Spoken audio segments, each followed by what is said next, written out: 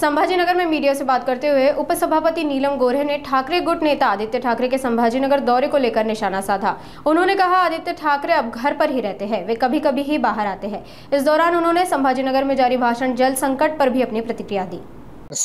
प्रत्येक गावामध्ये लावण्यासाठी म्हणून सूचना केलेली आहे, तर डीपीसी मधून असे इरेक्टर्स लावण्यात यावे असं मी सांगितलं, कारण त्याच्याने 200 मीटरच्या भागामध्ये ते विजेपासून प्रतिबंध होतो आणि ज्या लोकांना स्वतःहून शेतकऱ्यांना लावायचे असतील ते सुद्धा ते वीज प्रतिबंधक स्तंभ लावू शकतात, जेणेकरून त्यांचा जीव वाचू शकतो।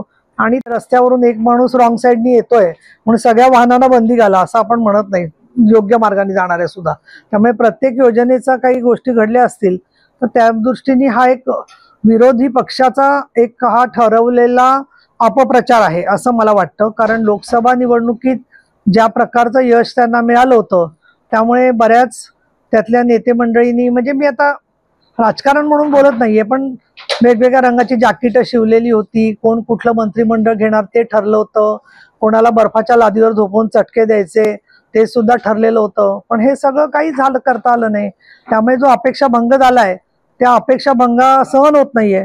आणि त्यामुळे अधिवेशनात सुद्धा आम्ही बघितलं, रोज वेळ वाया घालवायचा, कामच करू द्यायचं नाही आणि परत म्हणायचं की नीलम गोरे कशा काय पीठासीन अधिकारी असताना बोलू शकतात। शिस्त आणखीन काम झालं पाहिजे अधिवेशनामध्ये, हे माझं कामच आहे, त्याच्यामुळे मला त्याच्यावर बोलण्याचा पूर्ण अधिकार आहे।